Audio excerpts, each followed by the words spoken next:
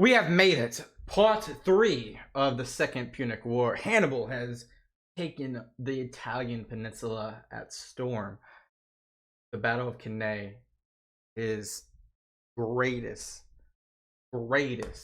achievement so far. Now, let's see what happens in part 3. Glad you're here. Hit that like button. Okay, Lego. Possible by NordVPN. Click the link in the description to get an exclusive deal with 4 extra months. Head over to the merch store to pick up some character pins, calendars, and more. Also, ever needed to enact vengeance on your enemies, but always felt too shy? Well, fear not. Little Hannibal is here. Support our channel by heading over to oversimplified.youtube.com and buying your very own pocket-sized piece of vengeance. Our exclusive Hannibal figure is in limited supply, so get it quick.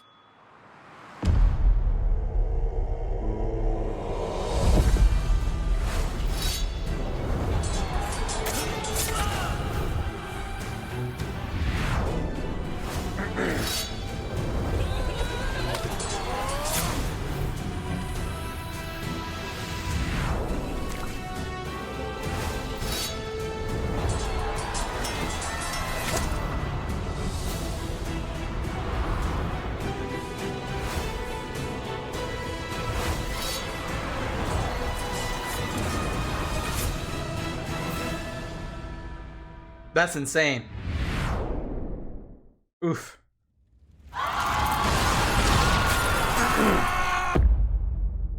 What do you do now? How do you solve a problem like Hannibal? In a crisis such as this, the Romans often turn to religion. What's going on? Are the gods mad at us? The gods must be mad at us! But why? Why? No, why? 2 of the Vestal virgins broke their sacred oath and lost their virginity. That's why Hannibal's kicking our ass. Damn it! What should we do with them? Appease the gods! Burn them at the stake! Alive! Bury them alive? That's worse than what I said. Who did they even boink? It was those guys! Bury them too! Huh? What should we do with them? Beat them to death! Needless to say, the Romans were freaking out. Okay, now that that's out of our system, let's go find a real solution. The real solution, first of all, involved raising a new army. Remember, at Cannae, Hannibal had wiped out the biggest army Rome had ever fielded. Possibly 20% of Rome's military-aged men. Dang, not only does that hurt your ranks of your military, but that hurts every part of your society, losing that many military-aged men, which just means men of like 16 or older, really. Insane what that does. And also deters people possibly from joining the military. Maybe not so much back then, though. Rome needed to replace those losses, and fast, before Hannibal arrived at their gates. But where would those replacements come from? Rome had a few ideas.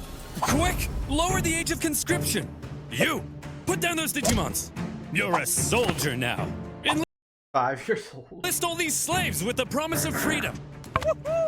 And equip them with all these religious weapons and armor! Anything we've got! All right, men! You are Rome's last line of defense! Man the walls! Oh no. Getting bad for Rome. After the earth-shattering defeat at Cannae, the Romans expected Hannibal to arrive at their gates any day now. In Hannibal's camp, the mood was triumphant. We did it! We won! So when do we march on Rome? Today? I'm free in 10 minutes. Whoa, slow down. We're not going to Rome. He's expecting them to just like hand it all over and concede. We're staying right here. Are you an idiot, Hannibal? No, I'm smart. We don't need to march on Rome, because after what we did, the Romans are definitely going to surrender. Watch. Hey, Jim Bob. Yes, sir? Go to Rome and discuss peace terms. Yes, sir. Hey, I'm here to discuss peace terms. Piss off! They told me to piss off! What? They didn't surrender? No! And they were mean! Oh no. Hannibal Hannibal was learning that Rome had an unprecedented attitude towards surrender. I mean, they should just look at the First Punic War, where their fleets continuously died in hurricanes. And then they kept building fleets. They have a stubbornness of not giving up. Even when Hannibal offered to ransom thousands of prisoners back to Rome, a pretty common practice in ancient warfare, the Romans refused, opting to let their own men be sold into slavery rather than paying a penny to the enemy. It was clear that in order to defeat Rome, you had to annihilate them. If any Roman man was still standing, you hadn't yet won. But still, Hannibal decided not to march on Rome, and it was a controversial decision. Even one of his own commanders famously told him, "Hannibal, you know how to win a battle, but you do not know how to win a war." From Hannibal's perspective, perhaps he knew his army was designed to survive behind enemy lines and sow chaos. The elephant will never get tired. I'll never get tired of the elephant. It may not have been well equipped to undertake a risky siege of one of the most fortified cities on Earth. Plus, with many of the southern cities defecting to his side after Cannae, Hannibal likely thought things were going pretty well, as is. We'll stay the course. Where's the rest of the Carthaginians? Like, what are they doing? Okay, so the Romans didn't surrender after 3 major defeats. But surely they'll surrender after 4. Unfortunately for Hannibal, however, after Cannae, the Romans well and truly learnt their lesson. Well, would you look at that? Remind me, who was it that said Hannibal was too dangerous to fight? You. And who said we shouldn't fight him directly? You. And who tried to fight him directly? Us. And what happened? We lost 20% of our military-aged men. That's right. So tell me, when Hannibal approaches, what do? We run away. I'm a genius. Clap for me. After Cannae, Fabius Maximus kind of became the unofficial leader of Rome. As a dictator? Even if others were elected consul, his influence was unparalleled, and Rome quickly reverted to the Fabian strategy of avoiding Hannibal. They knew they couldn't defeat him, so instead, they hoped they could at least contain him. They raised an impressively large number of men, partly by enlisting teenagers, slaves, and criminals. And rather than trying to fight Hannibal, they instead turned their attention towards those treacherous southern cities that had switched sides. Thanks for joining the winning team, guys. Here's the deal. All you have to do is provide me some troops and defend your own city, since I'll be too busy to defend it for you. Now, I'm going to briefly turn around, look this way, and when I look back, you better not be being massacred by the Romans. Oh, for goodness sake! The Romans spread out their newly formed legions and began attacking the southern cities here, there, everywhere. The southern cities expected to have Hannibal's protection, and Hannibal was inundated with requests for help. He was forced to run around southern Italy, trying to encourage defection while rescuing his own allies. But when this is, of course, the pipeline to his army. He showed up, the Romans would often leave, only to come back the second he went away again. And as these southern cities found themselves being punished severely by the Romans, they began to realize that joining Hannibal may not have been such a good idea. Hey! You think you're so big? Attacking my allies? Why don't you come out and face me? Because you're scary! The fickle southern cities frequently switched sides depending on who appeared to be winning, and the whole situation became a nightmare for Hannibal to control, playing a constant game of Roman whack-a-mole to fend off the enemy armies. Having not long ago seemed near extinction, the Romans had managed to turn the situation around by placing Hannibal in a clever predicament. If he left southern Italy, the southern cities would likely capitulate to Rome, meaning he couldn't leave. And since the Romans wouldn't fight him, he couldn't inflict any more dangerous defeats. For now, Hannibal had been muzzled. Pretty much, and at this point, like I said before, where's the other Carthaginians? Are they just chilling back in Carthage? Without any support, this is a deteriorating army that's only going to worsen with more Roman attacks on the quote-unquote allies. Southern Italy had been his prize for his impressive Italian campaign, but those clever Romans found a way to take his prize and turn it into his prison. With the Fabian strategy neutralizing Hannibal for now, the Romans were freed up to refocus their attention to other fronts. Other fronts, like Carthage? This whole time, while we've been discussing Hannibal and the Italian campaign of the Second Punic War, fighting had actually been occurring elsewhere. For example, in 216 BC, the Romans had sent an army north to punish the Celtic tribes that had joined Hannibal. Makes perfect sense. However, as the Romans entered the Latana forest, little did they know those clever Celts had set up a trap. The Celts dropped trees on them, What are the Ewoks? decimating the Romans, and they even took the commander's head to use as a religious sippy cup. Oh my gosh. So that That sounds like, who did that? Somebody in Hungary did that. Somebody. Can't remember who though. went pretty bad. Whoa, very bad. But thankfully, in other theaters, things were going a bit better. For example, let's look at Sicily. After Cannae, internal chaos in Syracuse caused this longtime Roman ally to switch sides, because being a winner is more fun. The Carthaginians also landed troops, hoping to retake their lost island, while Roman proconsul Claudius Marcellus moved in to besiege Syracuse. The siege was a brutal slug for the Romans, largely due to the presence of one famous scientist and mathematician, Archimedes. Archimedes is during this timeline. Okay. He lived in Syracuse at the time, and he invented a variety of clever contraptions to defend the city. There was a giant claw that could grab and destroy Roman ships, and Whoa. purportedly even a big mirror that could magically ignite them. That's so cool. The Carthaginian forces on the island attempted to come to Syracuse's rescue, but luckily for the Romans, they all got diarrhea and then died. Finally, in the city itself, the day of a big annual religious festival came, and the Syracusans said, "Well, fellas, we've been holding off the Romans for over a year now. I think we've earned ourselves a little party." And this is the day they die. Sir, we're still under a massive siege. Are you sure? They'll probably take advantage of it. Well, Carl, I'm taking advantage of the open bar. Sir, they've got battering rams. Well, Carl, I'm ramming these hors d'oeuvres into my mouth. Sir, they'll tear down our walls. Well, Carl, Oh, no. I'm tearing it up on the dance floor. Sir, they're literally at the gates. Well, Carl, I'm literally at the cheese platter. Marcellus took advantage of the drunken festivities, stormed the city, and plundering ensued. They should have known. They should have known better.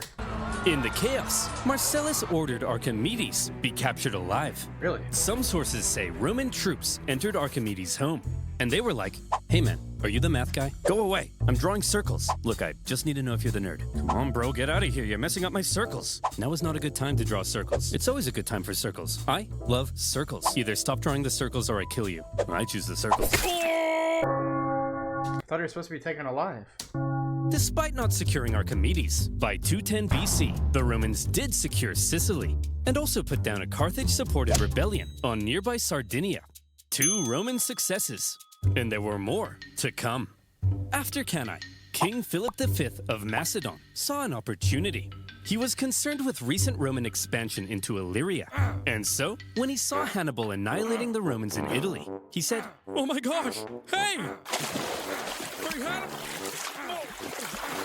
Oh my gosh, you're so cool! Let's form an alliance and annihilate the Romans together!" Sure. Yes!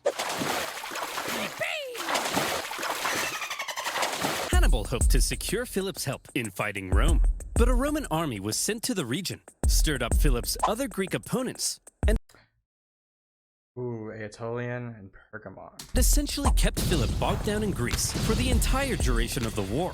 Another kind of Roman success.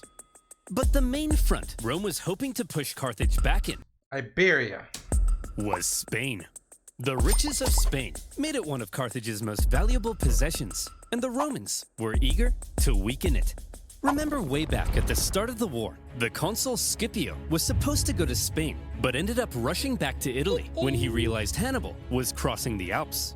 He then faced Hannibal at Ticinus and had to be rescued by his son. Well, after he recovered from his wounds, He's he alive? proceeded with the original plan and joined his brother in Spain. There, the 2 Scipio brothers fought a successful campaign against Hannibal's brother, Hasdrubal. Over the next few years, they won a number of key victories, even taking Saguntum, the city that had kick-started this entire war. Yeah, that's of course the city that was like literally isolated by itself and had allegiance to Rome. Now it's back to Rome. Hannibal has no control over it. Or I'm gonna say Hannibal, Carthage. Yet more Roman success. A trend appeared to be emerging. Whenever the Romans fought anyone other than Hannibal, they usually came out on top. Perhaps these other fronts would be the key to Rome taking back control of this war.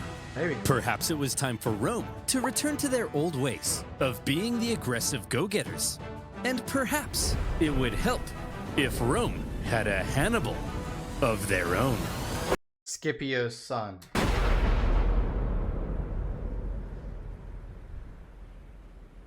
Scipio, the younger, was the son of Publius Scipio, currently fighting in Spain. This made him a member of one of Rome's most prestigious families. Not much is known of his childhood, although there is one story of how he was getting hot and heavy with a young lady, only to have his dad barge in and drag him out wearing nothing but a cloak. This story was written by a Roman poet to make Scipio look bad, but by modern standards has ended up making him look pretty rad. My guess is if Rome had a high school football team, Scipio would be the quarterback. Scipio was only 18 when the Second Punic War broke out. He was at the Battle of Ticinus, where he famously rescued his father, and he was one of the survivors of the Battle of Cannae. To be a survivor of Cannae and be a survivor of what's that other battle? Licinius? That is, I don't know if that's luck or skill. After which he threatened to cut down any man who dared abandon Rome. He was a natural leader and up to his ears in spunk, and therefore he rose through the Roman ranks shockingly fast. We need a new military tribune, but Hannibal has killed so many men, we're running out of options. Put me in, coach. Scipio, you're only 20. You can't be a tribune. Come on, coach. Put me in. Well, you do have a lot of spunk. All right, you're hired. We need to elect a new aedile. Who do we have left? Put me in, coach. Scipio, you don't meet the minimum age requirement. I got this, coach. I got this. Well, okay then. You're in. This is a weird time in Rome where they just, I guess they don't really have much options when they are bypassing all these traditional, because yeah, Rome is, as you guys know, super into tradition. And if Scipio is bypassing that, I don't know if that's dictator, I can't talk. Dictator-esque rules, or if it's just emergency powers, or it's special privilege. Ugh, my room's a mess. I gotta cook dinner. Oh, and would you look at that? My fly's down. Life sucks. Put me in, coach. Wow, you're so spunky. When Scipio was 25, however, he 5 years later? received some bad news. His father and uncle in Spain had both been defeated in battle, and shockingly, both of them were killed. Dang. Batman just got created. The news must have been devastating for the young Scipio, but it was also devastating for Rome, as almost all of their Spanish gains were wiped away. Okay, listen up! We need someone to go and replace the Scipios in Spain. So, who's up for it? Come on, who's gonna go? Fabius, Spain seems unwinnable. There's no glory to be had there. Yeah, the glory is here, defending the homeland from Hannibal. Well, somebody has to go. I said, well, somebody has to go. Put me in, coach! Scipio was eager to be the one to go and replace his father and uncle in Spain. However, there was concern amongst the older senators. You're only 26. Y'all are so ageist. You can't lead a military campaign. Napoleon was 26. Hannibal was 26. That's a good point. And you're 71. You can't stand up without a little urine dribbling down your leg. That's a good point. Absolutely right. Scipio didn't meet the typical requirements for the position, but as the only person willing to go, this young piece of hot Roman meat was unanimously elected proconsul and sent to lead the Roman armies in Spain. He hoped to carry out a campaign as impressive as Hannibal's had been in Italy. In fact, Scipio rather admired the one-eyed general. I mean, we see this all the time. I just mentioned Napoleon. Obviously, he admired Caesar, and Alexander. Alexander was admired by Caesar. Like, these people, they continuously have admiration of others that have feats alongside their industry that they are in. So this makes no surprise for me. Scipio, you've got a Hannibal poster in your room. Yes, but he's the enemy. I'll let you in on a secret, Billy. You know how we're gonna win this war? By marching straight at the enemy? No, that's the old way. We've gotta be less Roman and a little more Hannibal. Hey, by the way, don't just barge into my room. That's an infringement of my privacy. Oh no, we're gonna get NordVPN. I'm just so good at spotting ads nowadays. Go. Sent to lead the Roman armies in Spain. Scipio was charismatic, extremely confident, bold, and probably most importantly of all, sorry, we have charismatic, extremely confident, bold. Scipio's baldness is somewhat up for debate. He is said to have flowing blonde hair in his youth, but Roman busts depict an older Scipio with big bald dome. Some say those busts are misidentified. If he did go bald, when did it happen? He's 26 in this scene. I know a guy who had a beautiful head of hair at 21, but then he went full Lex Luthor by 24. The simple fact is, male pattern baldness can strike anytime, anywhere. No one is safe. It's ashamed of. Okay. And probably most importantly of all, he thought differently from other Roman generals. So, Skippy, what's the plan? Don't call me that. We're Roman, so same thing as usual, right? We march straight at the enemy, right? Get this, Billy. No, we don't. Scipio was a real outside-the-box thinker. There were 3 main Carthaginian armies in Spain, 2 led by Hannibal's brothers, Hasdrubal and Mago, and another led by Hasdrubal Gisco. Why is there one over there called Gisco, and it's not Carthaginian territory? What is that? Most Roman generals might have looked at these armies and said, I just gotta, march straight at these guys and kick their ass and stuff. But not Scipio.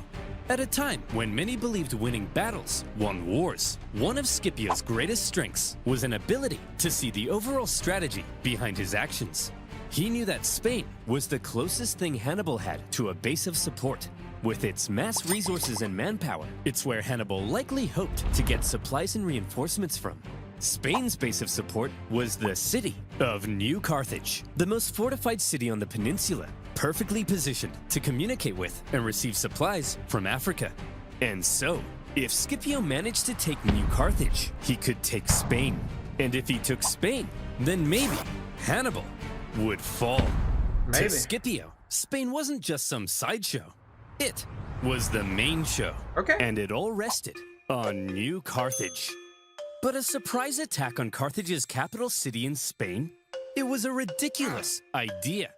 Even if you pull off the 7-day forced march past the Carthaginian armies to New Carthage. Once you get there, you'd only have a couple weeks to take the city before the Carthaginians arrived to kick your ass.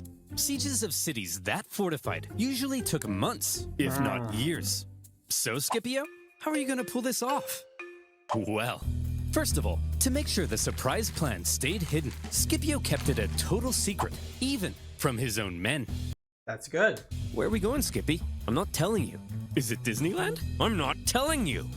I think that means we're going to Disneyland. This secrecy kept the Carthaginians from preemptively reinforcing the city. As a result, New Carthage was left under garrisoned, because the Carthaginians believed it to be kind of naturally impenetrable. It was surrounded on 3 sides by a lagoon, and only accessible via a narrow isthmus. What's an isthmus, you ask? Maybe read a book. Alright, Scipio, you made it to New Carthage. Now the other Carthaginian armies are only a 10 days march from coming and kicking your ass. Just what were you thinking? Well, Scipio had learned something crucial. Every afternoon, the tides made the lagoon around New Carthage briefly shallow enough to cross. So, he ordered a large diversionary attack on the main city gates, distracting the city's defenders. Then, a small infiltration force traversed the lagoon, climbed the unguarded northern walls, and entered the city. They ambushed the guards and opened the city gates to the rest of Dang, that was easy. Scipio's army. And just like that, New Carthage had fallen. Dang. In a single day, Scipio had taken Carthage's capital city in Spain. That's insane. And he made it look easy. With it, he seized much of Carthage's war supplies. But how do you keep it is the question. Now you got two armies coming to do the exact same thing that you just did to them. Several silver mines near the city, and various powerful Iberian tribes even joined his side. And now he was in a great position to take on the other Carthaginian armies in Spain. Wow, Skippy, you're amazing. Don't call me that. How'd you know the lagoon would get shallow? It's almost like you speak to the gods. No, I told him. All the local farmers know about the lagoon. Yes, that's it. I speak to the gods. Wow! Scipio had no problem allowing his men to think he was divinely inspired. Roman writers also tell us another of Scipio's traits. He was apparently quite merciful in victory and often protected the inhabitants of captured cities. Spencer! What are you doing? Well, I was just about to murder this family. Hey, bad Spencer! No! Can I at least kill the dad? No! What about the... No! Oh, you're mean! The Carthaginian generals in the region must have been shocked at the loss of their capital city. There was now a Terminator in Spain, and he was coming. In 208 BC, he made a move on Hasdrubal, hoping to defeat him before the other Carthaginian armies could come and link up. When Hasdrubal heard Scipio was coming, he said, Hasdrubal did the sensible thing and climbed a big hill for safety. Hey! Got the high ground. Get down here. I want to kill you. Fat chance, Vin Diesel! Well, he doesn't have to be rude. So what's the plan then, Scipio? This time, we march straight up and at him. Right? Right, Scipio? Billy? No. Scipio once again displayed a distinctly not Roman approach to fighting, when instead of marching straight up and at him, Scipio feigned a frontal skirmish, only to pull off a surprise uphill envelopment. Not an easy thing to do, but Scipio had trained his army to pull off maneuvers that typical Roman armies couldn't. After the battle, the defeated Hasdrubal fled Spain, hoping to link up with his brother Hannibal in Italy. And Hannibal desperately needed the help. As Scipio was dominating in Spain, Hannibal's struggles in southern Italy continued. He was convinced that if he just received ample supplies and reinforcements, he could reverse his fortunes and get back to kicking Rome's ass. But for the remainder of the war, he would suffer a frustrating lack of support from the Carthaginian Senate. That's what I'm thinking. Like, how are they not, like, doing more? After Cannae, Hannibal had sent his brother Mago to Carthage, where he famously poured out golden rings taken from fallen Roman knights. He told the Senate that with reinforcements, Hannibal could finish the job. But a growing faction in the Senate, possibly jealous of Hannibal's rising influence, opposed sending any help. In the end, a large number of the reinforcements gathered for Hannibal now ended up being diverted to stop Scipio in Spain. Just as I mean, they're more worried about their cash flow. He had hoped, Scipio's campaign in Spain was actively harming Hannibal in Italy. However, those reinforcements meant that when Scipio made a move on the remaining Carthaginian armies in Spain, they now likely outnumbered him. With the odds heavily stacked against him, it would take some serious skill to win this battle. This time we're gonna march straight at them, right? No, Billy! Ooh. The preceding Battle of Ilipa is often considered Scipio's masterpiece because it was positively oozing with deception and trickery. First, both sides spent several days forming up and facing off without actually fighting. We see this a ton in the Caesarian Wars. On each day, Scipio placed his strongest Roman legions in the center with his weaker Iberian allies on the sides. And so far, like, maybe I'm just stretching here or reaching. It seems like what I've seen from Caesar is a lot what I've seen from Scipio. So did Caesar get inspired by Scipio? I'm sure he did. Seeing this, the Carthaginians were like, "This guy's an idiot. We've seen his plan. His strongest troops are going to be in the center. So let's form all of our battle plans based on this information. I'm sure he won't change anything at the last minute." Then, when the day of battle came, Scipio woke up the Carthaginians with an early morning attack, causing them to rush out of camp without breakfast. When the Carthaginians lined up with their And that's exactly what Hannibal did, of course. I think it was in that battle right after the Alps. strongest troops in the center to meet Scipio's, they were stunned to find that Scipio had completely reversed his order. The weaker Carthaginian sides now found Scipio's strongest bearing down on them. Then, in an extremely impressive maneuver, the well-trained Roman wings even stretched out during their approach, hitting the Carthaginians from the sides. The Carthaginian center could have turned to help, but Scipio had ordered his center to approach so slowly that Carthage's center could do nothing but just stand and wait. Oh my In God. this way, the outnumbered Scipio had cleverly controlled events so that the bulk of the strongest Carthaginian troops couldn't even fight during the battle. I get its discipline, but what the crap? You're just gonna chill? He had completely removed them from the equation. The incredible Scipio had inflicted a monumental defeat on a much larger enemy force, and the Battle of Ilipa was the final nail in the coffin for Carthaginian Spain. Yet more tribespeople continued to side with the Romans, and the remaining Carthaginians retreated to the coast and eventually fled the peninsula. Jeez. And would you look at that? In just a few years, the incredible young Scipio had turned Spain completely red. The Carthaginians must have been stunned. His Spanish campaign had almost been as impressive as Hannibal's campaign in Italy. In fact, see if any of this sounds familiar. In Spain, Scipio had used the environment of the battlefield to his advantage. The fog. Whenever Hannibal used the fog. He staged ambushes by concealed troops. He treated local tribespeople well, earning their friendship. He even once forced his enemy to come out and fight him without breakfast. Each and every one of these tactics were possibly borrowed from a certain one-eyed general. In all the battles Scipio had fought against Hannibal, it seemed he may have been taking notes. Hey! Scipio! What? Stop stealing my tactics! I'm 700 miles away! I can't hear you! What did you say? What? What? Better yet, Scipio's achievement in taking a well-fortified city, plus his understanding of the overall strategy, has led some historians to argue he wasn't just as good as Hannibal. Scipio may actually have been better. This young man, who many in Rome had doubted, had just shut those silly billies right the flip up.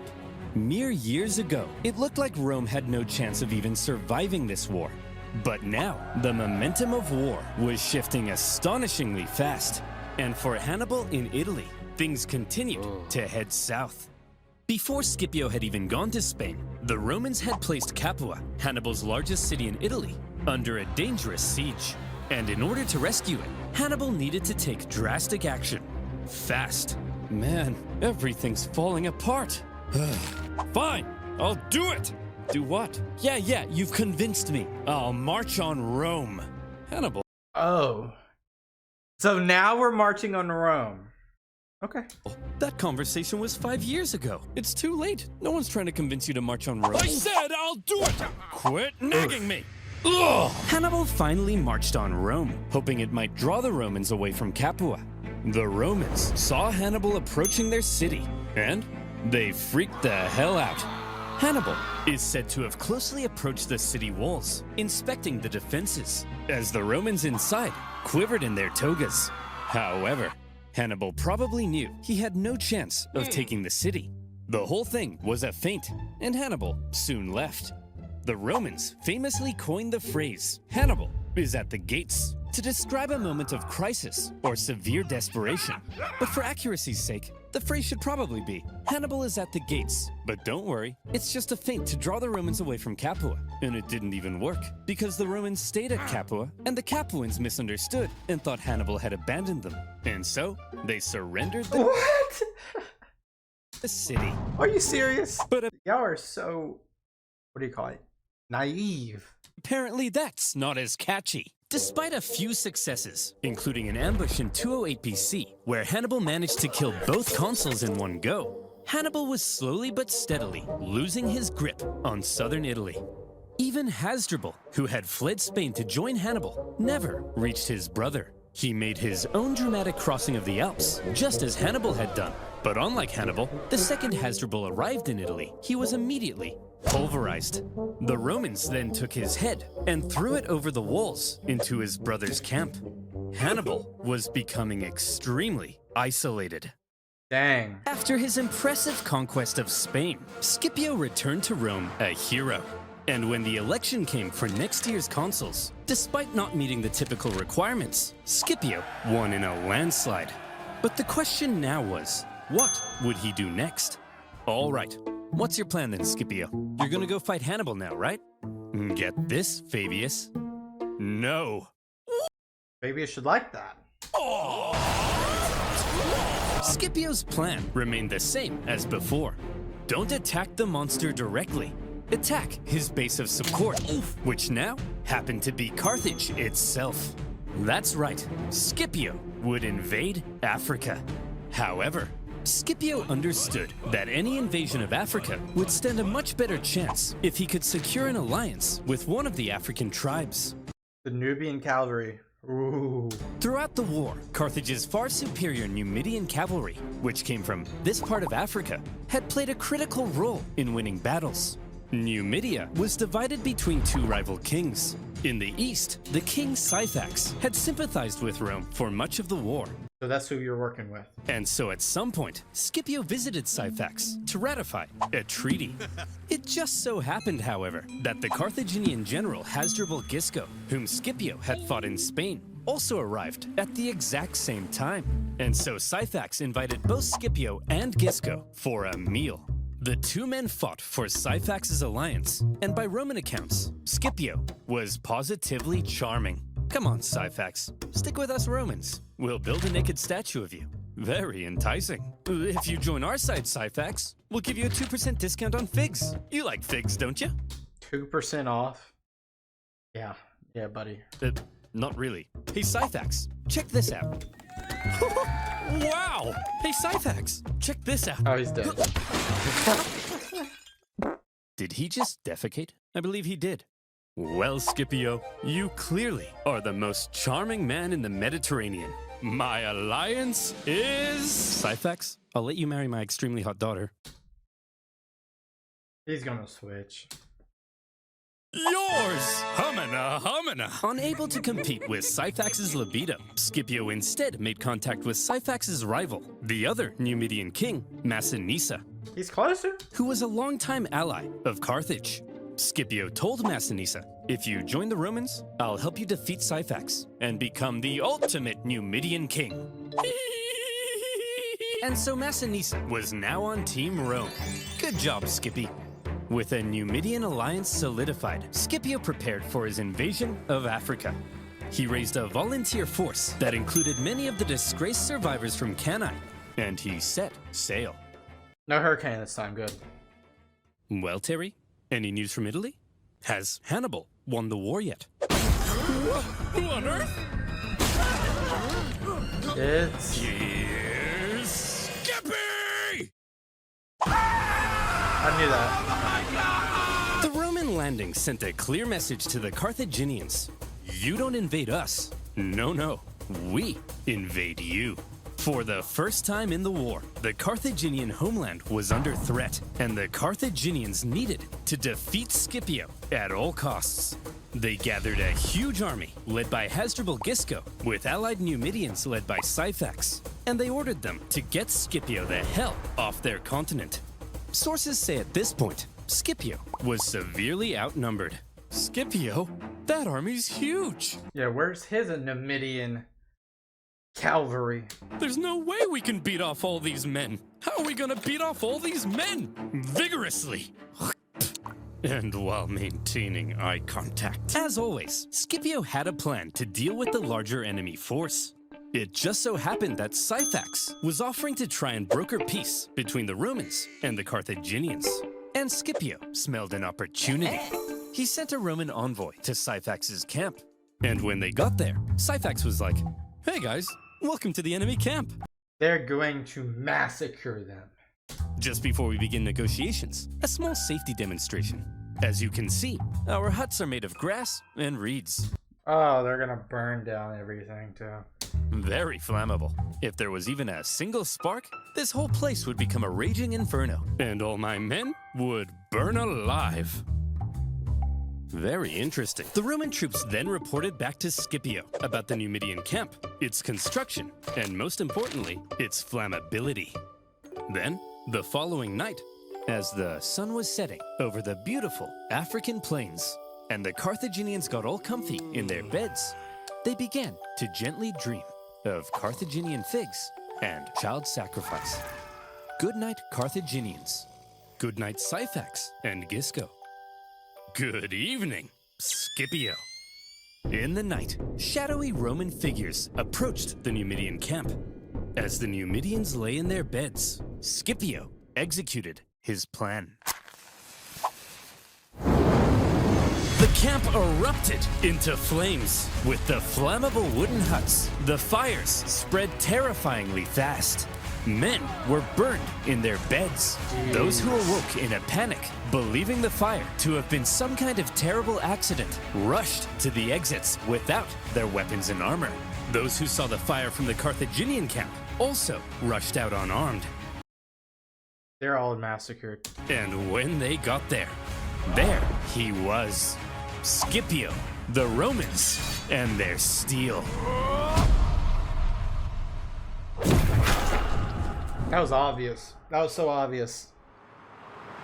The terrified Carthaginians were massacred, and with heavy casualties, Hasdrubal and Syphax fled the scene of the disaster. Scipio followed So the road to Carthage is open. this incredible success with another victory against the pair Wow, he chased. at the Battle of the Great Plains. After that, Massinissa chased his rival Syphax into his kingdom, where Syphax was captured. Massinissa was now the ultimate Numidian king. He entered Syphax's capital city. He seized Syphax's palace. He even married Syphax's wife. And when Scipio got mad at him for marrying a Carthaginian girl, he then poisoned his wife. Boys will be boys. Having defeated the Carthaginian armies in Africa, almost nothing now stood between Scipio and Carthage. And the Carthaginians were freaking out. What do we do? What do we do? There's only one thing left to do. Recall him. Hannibal. Well, Hannibal, you've been here in Italy for 16 years. This is practically your home. 16? You're basically Italian. Yes, Gerald, and I've had such a lovely time. I ate spaghetti, did this with my hands. I've committed my whole life to this campaign, and once Rome has fallen, it'll all have been worth it. Hannibal, you have to return to Carthage. Your Italian campaign has been for nothing. Your whole life has been a waste. No! Imagine being Hannibal in this moment. You left Carthage when you were 9. You probably barely even recognize your 9? own homeland. That's right. The kingdom he had built in Spain with his father? Gone. And now his Italian campaign, his vengeance. Was it really all for nothing? But that was that. Carthage was under threat, and Hannibal had to protect his home city. As he left Italy, in Rome, there was celebration, but also some trepidation. Now, Scipio would have to face Hannibal in Africa, where Hannibal would have home advantage. While Hannibal was on his way, the Carthaginians stalled for time and approached Scipio for peace talks. Hey, look, we never meant to start an all-out 2-decade-long war, but you did. No, that was Hannibal. He's to blame for all of this. Well, all right then. Sign this peace treaty. Okay, let me just get my signature right on there. He's here. Yes! Oh, look who's here, you bald prick! You're so dead now, Skippy. Don't call me that! After Carthage proposed peace, only to then go back on it, the normally merciful Scipio was enraged. He began refusing to accept town's surrender, and instead began burning everything to the ground, selling everyone into slavery. Hannibal, he's burning our towns! Go stop him! Guys, he's obviously trying to lure me out there to fight on those flat plains, where his Numidian cavalry will give him the advantage. It's a trick. Well, it's working. Go and fight him! It's obviously a trap, and we're falling for it. Go and fight him! Hannibal set out to meet Scipio in the western plains. And here came Scipio's final test. Finally, the teacher would face the student, the two greatest generals of all time, in one last, decisive battle. Would Hannibal's genius still shine through? Or would Scipio prove that he had surpassed the master? Before battle, the two great generals rode out from their camps and met in person for the first time. Hannibal, I'm a huge fan. I thought you'd have more hair, and I thought you'd have more eyes. Ooh. Touché. They then had a conversation, which I'll paraphrase. Hannibal said, "At the start of this war, I had great fortune in Italy. But look at me now, a sad old man who, like other sad old men, failed to conquer Rome. Your fortune can change rapidly, Scipio. You should consider negotiating a peace rather than risking it all in one last fight against me." Very eloquently put.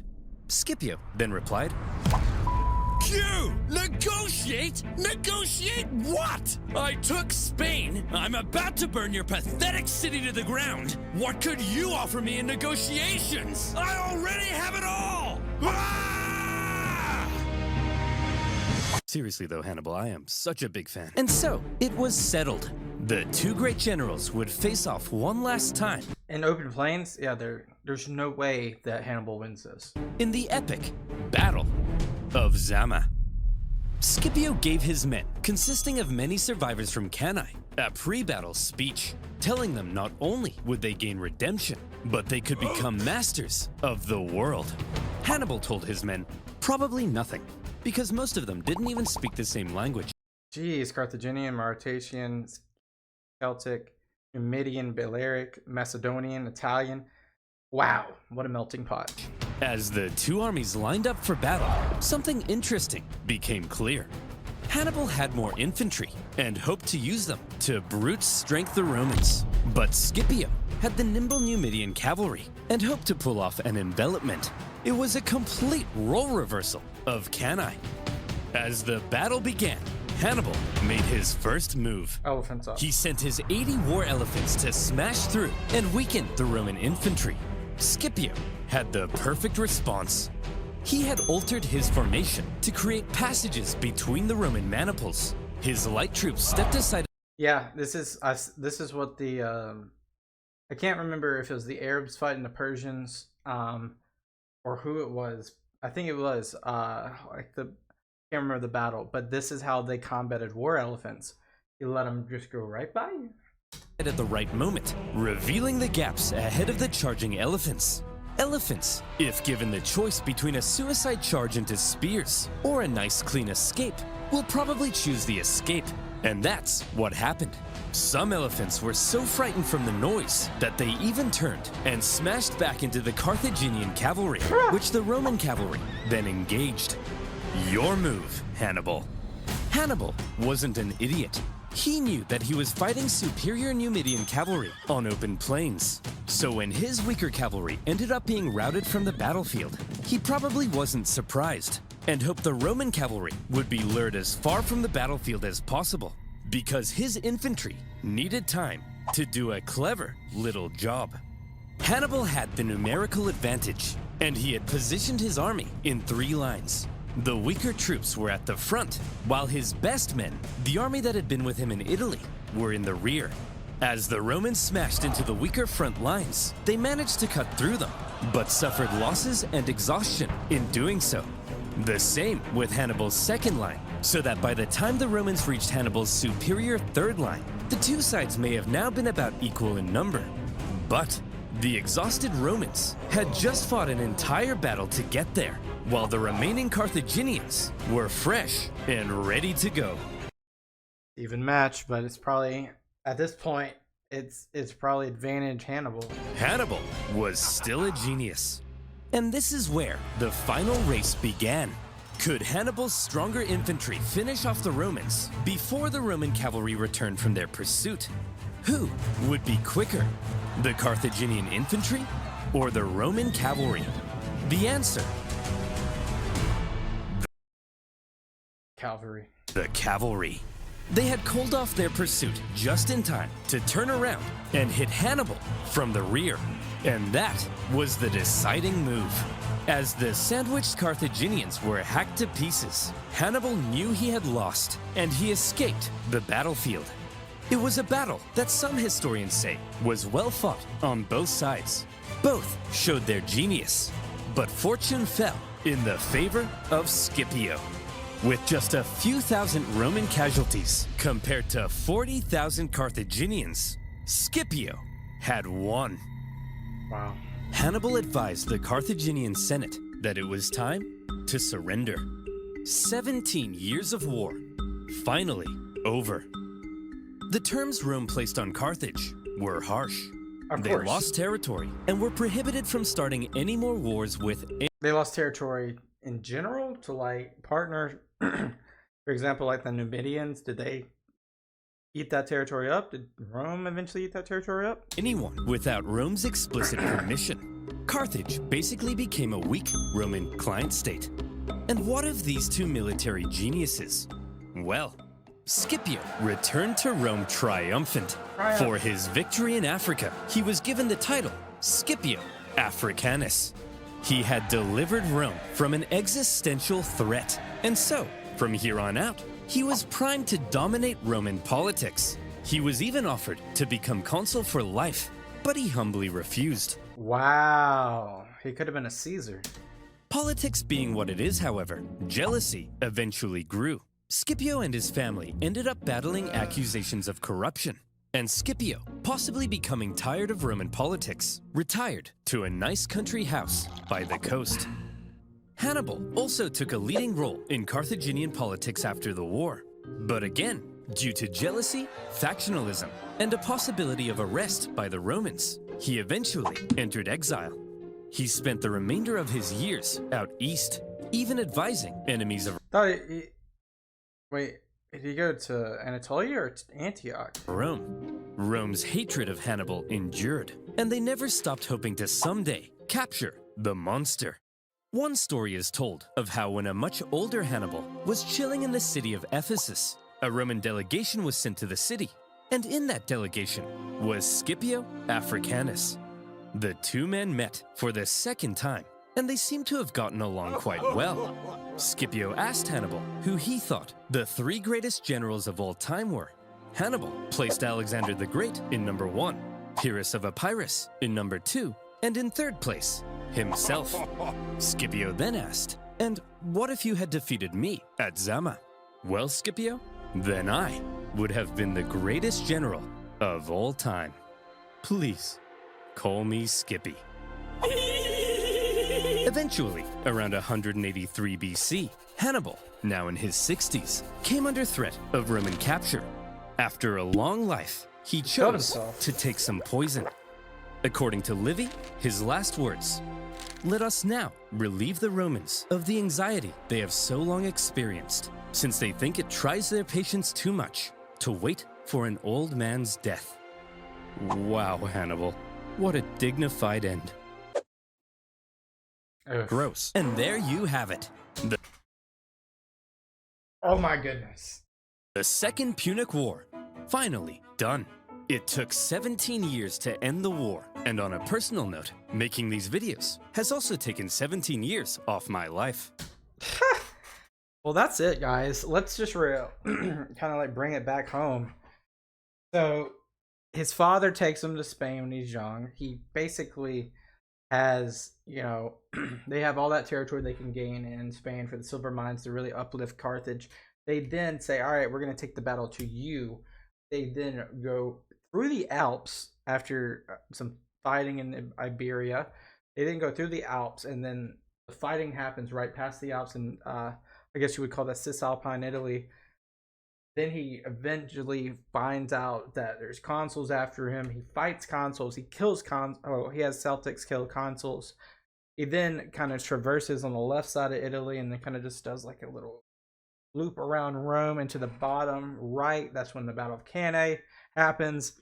When Scipio rises to power pretty quickly, fights in Iberia, has an amazing siege, continues to beat Carthaginian armies single-handedly in Iberia. Then he musters up an alliance in North Africa with one of the two kings of Numidia. Has issues with the first one. The second one he has a great great response from. Then at the final battle, he was able to use that Numidian cavalry to be the ultimate, because that was the variable that won them that battle, obviously. So his negotiating skills worked very, very well. And now Carthage is as small as ever. And Rome will always grow from here. Wow. This is the first time I watch these almost in entertainment versus education, but it's very educating.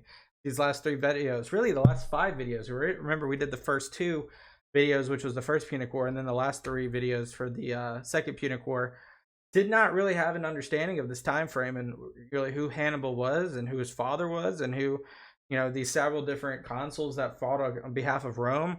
Rome, grew from this moment just exponentially. I don't have, I can't wait to learn more about these events, because this is very superficial. This is like Punic Wars 101, like the first prologue chapter, but skimming through it.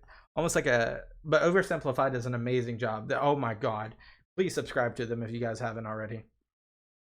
I'm very open to any video suggestions that may stem upon this or from this to maybe understand these battles or understand the politics of said wars, because Carthage has been a long-standing state prior to these engagements. So very interested in more history around Carthage. Of course, Carthage stemmed from the Phoenicians, so even if we had to go as far back as the Phoenicians, I'm welcome for that as well. Thank you guys so much. I appreciate you. I appreciate you. I will talk to you guys another day. Peace out. Bye-bye. Have a good one.